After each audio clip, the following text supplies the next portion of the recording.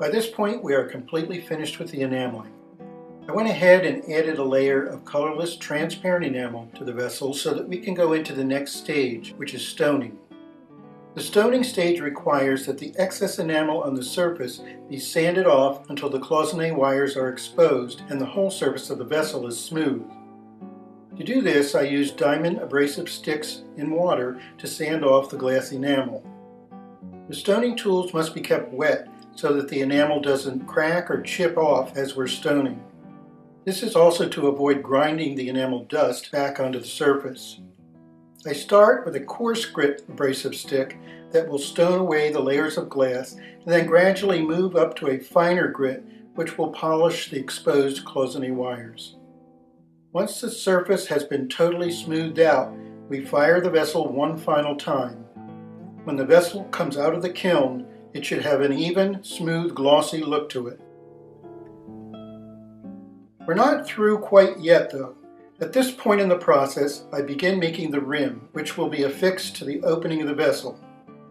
I start by creating a silver band that fits into the opening in a similar way to how I made the foot of the vessel.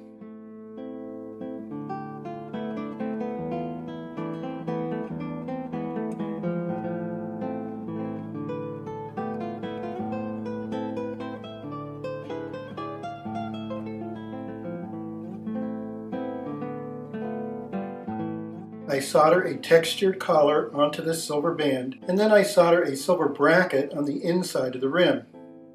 This bracket will hold a piece of silver that's been cut into the shape of a feather.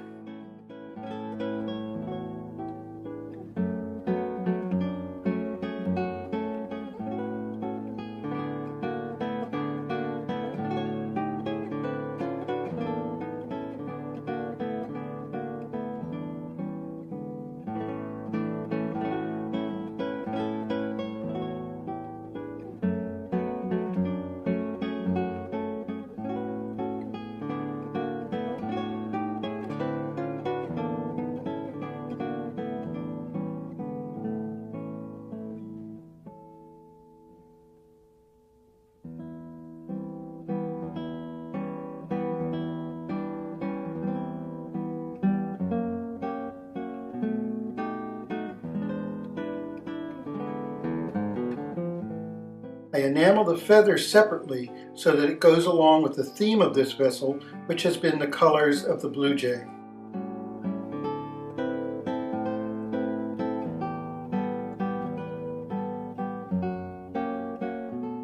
We conclude by attaching the rim to the vessel and then finally attaching the feather to the rim.